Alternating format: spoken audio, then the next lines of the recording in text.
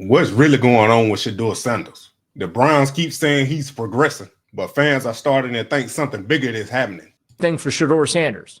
And the offense isn't any better. And I got news for you. It ain't getting any better with Tommy Rees calling plays either. If you think that this whole play caller, that's all a mirage. That's all a, what do they call it, Fugazi or whatever. Like, that's all that is. Fugazi's a term, yes. Yeah, that's all it is. It's, dangle the shiny object, look here, while the you think that's a decoy? That's a distraction technique? 100%. They're basically playing 3-card money with us in that regard? It's not going to get better. I'm here to tell you, I will be stunned if all of a sudden this offense is better because Tommy Rees is calling the plays. All right, we'll talk about that a little bit later on, too. I know you got a lot of thoughts on that, but I find the whole Shedeur conversation to be very interesting right now. Their handling of it, the back injury, the idea that the Browns just seem like they just never want to be honest with us when it comes to injuries. It just doesn't smell. It doesn't pass the smell test to me. 216-474 below 92. Sam up next on the Fan. What's up, Sam? Now, Kevin Stefanski done gave up play calling. Now, like he said, if it magically become better with Tommy Rees, the offensive coordinator, actually calling the play with Dylan Gabriel back at quarterback, then that tell me Kevin Stefanski is the problem. Your play calling is the problem. But at the same time, I don't think it's just Kevin Stefanski. I also think it's Dylan Gabriel. You know what I'm saying?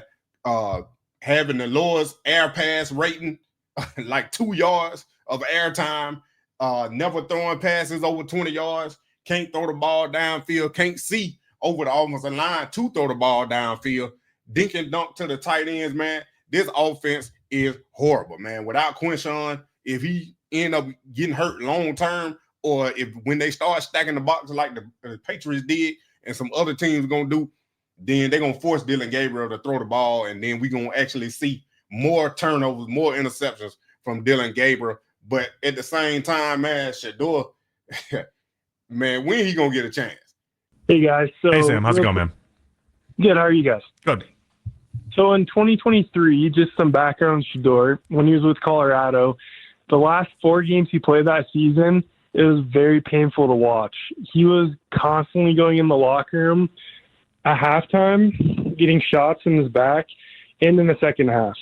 And then we learned in the spring from his brother Bucky with Well-Off Media that Shedeur had a fractured back. Now, because he missed the season finale that year against Utah, right? Correct. And he left at like the end of the first quarter because of his back. He was just in so much pain, but he's such a tough guy. So when he told Mary Kay that he would be okay, playing in the game, it's probably because he would. If he was starting, he'd be playing every game through any injury. He's a gamer. Colorado. Yeah, that's what he does. But my issue is, as a former athlete, I was a big-time athlete as well. I had a pars defect, which is essentially a fractured vertebrae in your back. And so what happens is it's kind of common where 30% of athletes have it, and it'll never heal. So what happens is your muscles around your back, they try to, protect the vertebrae because it's broken. And so it's all about core strengthening and all that stuff. Well, Shedeur didn't really have any issues last year that we heard of in anything, but he did have that oblique injury, which does play, a role into the core as well in the off season. And so I don't know if it's the back, that same injury from 2023. Like mine's chronic, where I've had it for like 10 years. But Shedeur did get a shot last week for his back as well, we learned in Well-Off Media. And the Browns sent Cassandra, who's a PT with the Browns, with Shedeur to travel to Boulder to monitor his progress and his treatment, because there was video clips of him running with the, what is that? Like the weightless pool, essentially, where it takes all the weight off you. Yeah. He did that at Colorado as well, and Cassandra was there monitoring everything as well. So I think he actually has a real back issue. Well, and so what's interesting about that, and thanks, Sam, I appreciate the insight. Now, I wasn't, right there. Yeah, I'm not questioning the legitimacy of the injury. No, I think we all done learned Shedeur actually was hurt and working through that injury. He came back to practice. But what I'm saying is the man had got sacked 54 times that first year in Colorado. The offensive line was horrible. Of course, you know what I'm saying? You expect somebody to get hurt just because you taking so many hits. But to have a back fracture and still playing through it, man, I ain't going to say it's dangerous, but it is dangerous. You know what I'm saying? We don't know the extent of the fracture. Like, was it a hairline fracture or was it what type of fracture it was. But at the same time, man, playing with a back injury like that, and then he missed, the last game of that season. That was the first season in Colorado, but the second season he was healed up, and we seen what he did. So I don't know. I don't even think this related. The injury, I don't even think it's related to what's going on right now with Shedeur in the back, but from 2 years ago.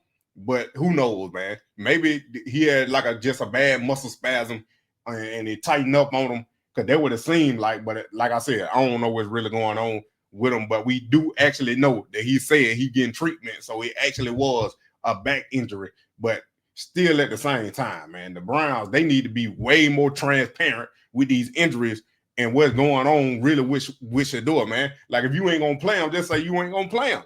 It would have make most sense. But like I said, told y'all before, the speculation of keeping Shedeur's name in their mouth and in the media, that bringing in dollar bills for Jimmy Haslam, and he probably telling him, don't tell him nothing. Let them keep speculating so we can keep making conspiracies and theories and opinions, and to keep his name and the Cleveland Browns name in the news.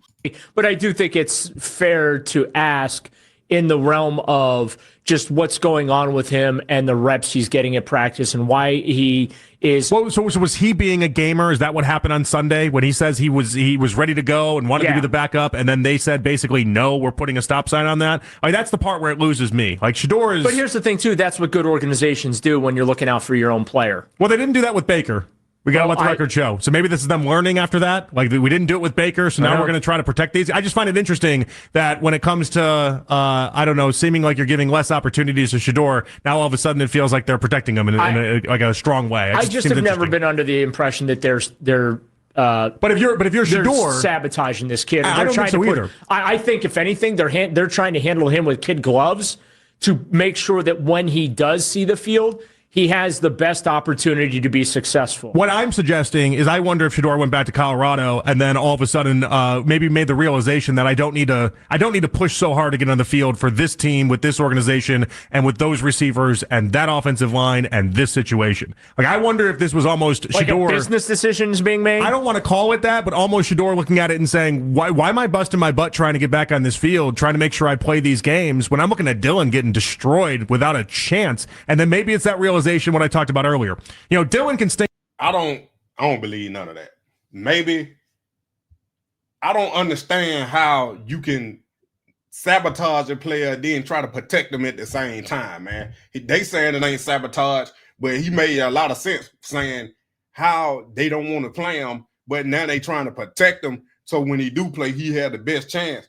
It ain't gonna be no best chance, because like he did say, the offensive line horrible, the whole offense horrible. Maybe Tommy Reese gonna open it up with Dylan Gabriel, and then when Shedeur finally get in there, he open it all the way up, because Shedeur can do way more than Dylan Gabriel. But at the same time, I don't know.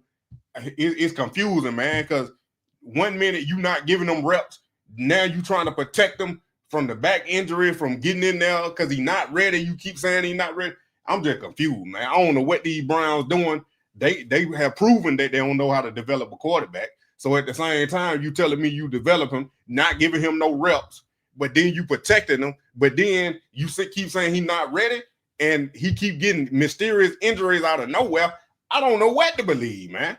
I really don't. But I don't think Shedeur done went back to Colorado and said, I don't know why I'm busting my butt trying to plan for this team. Because like I told y'all in my last video, I said he done realized his dream. He living in his dream right now. Why wouldn't he want to play when he got the opportunity, man? I wouldn't be sitting and done got colluded against and then sit back and say that I don't want to play for this organization because they ain't got no good offensive line, or they ain't got no receivers, this and that, or whatever. If you looked at Colorado, he didn't have no offensive line for 2 years, even though the offensive line got better his last year there. But he threw over for 3,500 yards with no offensive line, with no running game. Then he threw for over 4,000 yards with a barely offensive line, but still no running game. So what you think he gonna do with Cleveland offense? He elevated Colorado receivers and got 3 of them drafted. Should have been 4. He elevated that offense, and we can see right now how Colorado playing with K-Salt and now Juju Lewis. We gonna see what he do. But you seen that Shedeur was that guy and elevated that whole offense and the whole wide receiver play from Colorado.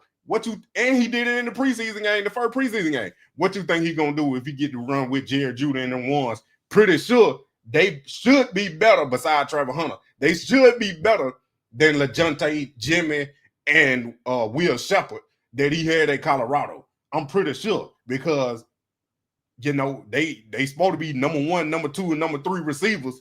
So we gonna see. But he got to get in the game, man. He got to get in the game. Up the joint, and he'll have another opportunity next season. He'll have another opportunity 2 years down the line.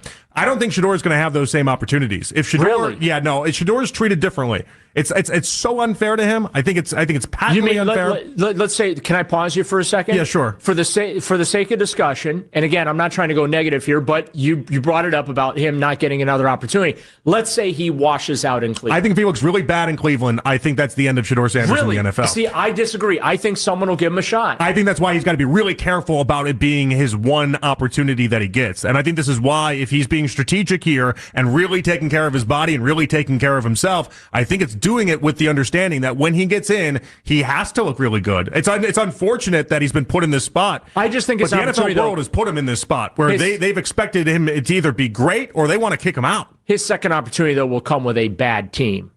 And it'll be like this type of situation, right? Where But it be on point, bro. I'm telling you, he almost got to be perfect, no matter what the circumstances is, because they ain't gonna view like the last preseason game. They ain't gonna say where the whole offensive line got cut. They gonna say he played bad in the Rams game, like Tony G be saying. They ain't gonna look at the situation that the Browns is a horrible ran organization, and the front office don't know what they're doing, and the head coach play calling and playbook is horrible. The offense is horrible. They ain't gonna look at that. They gonna look at what Shedeur did, the stats. How many interceptions did he throw? How many touchdowns did he throw? How many incompletions did he have? What's the completion percentage? They ain't gonna look at nothing else but what Shedeur did and not the other circumstances that play along with what's going on in the game, on and off the field. They ain't gonna look at none of that. So he got to be perfect. But I don't know, man. Maybe I'm having an inkling because, like I told y'all, they got rid of Shiloh, man. The NFL got rid of Shiloh, and it looks like they just waiting just to get rid of Shedeur. But I don't know at the same time because they making the NFL and the Cleveland Browns making way too much money with Shedeur on the NFL roster than him going in there playing bad and cutting them and leaving them as a free agent and not being on the NFL roster. I don't know if that's gonna happen. I really do think when he do play, if he play bad. This is what if he play bad and he end up fizzing out on the Browns, and he should get another opportunity. Just like all these other quarterbacks, Mac Jones, Sam Darnold, Baker Mayfield, they bounce around for all these years, and then they resurge on another team. That could be the situation with Shedeur if he plays bad and for this year, and 2-3 years later on his rookie contract, I could still see him being in the league as a backup quarterback, going somewhere and having that resurgence where he done sat and learned from multiple offensive coordinators, multiple different teams, because he'll bounce around. But like I said, there's a big what if. But that's just speculation, because you know what I'm saying? Just like he said, if this ends his career by playing bad, just how many ever games left he gonna play in his rookie season. And that's crazy that you're going to judge this guy off that little small sample size when you clearly have not been developing him and going to judge him over that. But, hey, it is what it is. Shedeur, no, he got all that pressure on him. He done dealt with that pressure before, and it don't matter if he play good or bad. They always going to scrutinize it. The trolls going to troll. The lovers going to love. And the in-between, they're going to go back and forth on whatever side make them money. So it's really a lose-lose situation to me. Thinking about it, it's really a lose-lose. But at the same time, it is what it is. You're just going to have to deal with it. But like I told y'all before, in my previous videos, I've been here, hit that like button, subscribe, and share, and tell your friend about that Moneymane. You already know that we really ain't going to know, even with the quarterbacks that just got drafted 2-3 years ago, we ain't going to know what they really are in the NFL until 3 to 4 years later.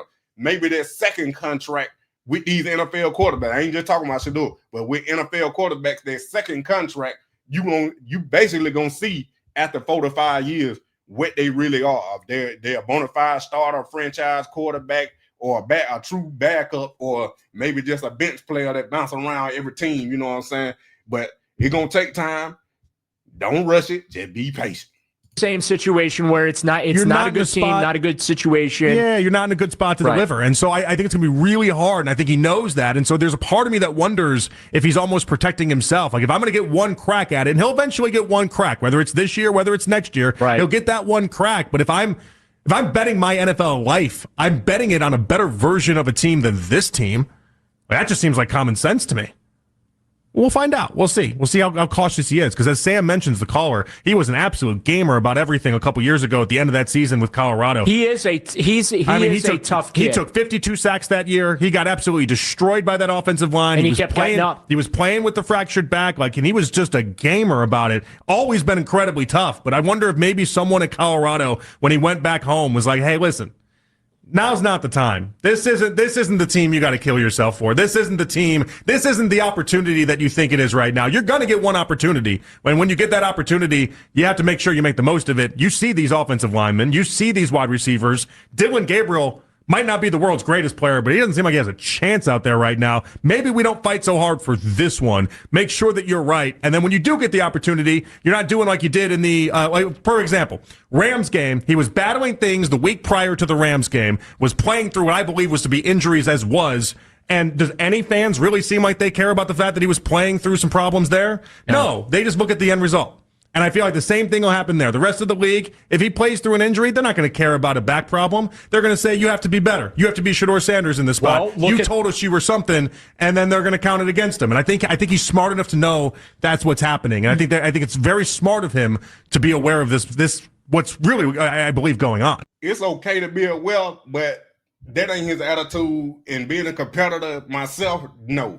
I don't care where I'm at. In what situation I'm in, if I get the opportunity, I'm going to bloom where I'm planted. That's what you're supposed to do. I don't care what the situation is or where you at, or if you on the bottom totem pole, or you on the top, or you in the middle, or you on the left, or you on the right. You're supposed to bloom where you are planted, no matter the situation, no matter the hate, no matter who telling you you can't do this, you can't do that, no matter whoever holding you back. You're supposed to do what God told you to do and planted you in that situation to do, and I'm guaranteed Shedeur gonna do it. You know what I'm saying? If it's 4 games, 3 games, 2 games, 6 games, 7 games, how many ever games the Cleveland Browns let Shedeur play, he about to bloom where he planted, and then he gonna set that foundation for the rest of his career, either with the Browns or without the Browns. I'm telling you, man, this situation is unheard of and unseen in the NFL, just because it probably been going on with some other players, but just because we got the spotlight and all the cameras on Shedeur, is bringing in the light. That's why I say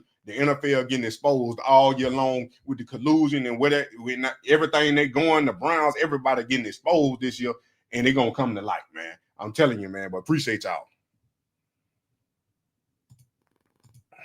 My savages! Moneymane in the thing of a T and playing no games. Should already know my name when I speak NCC flame. Got my YouTube poppin', man. Like, subscribing, everything in between. You already know. Moneymane. You already know.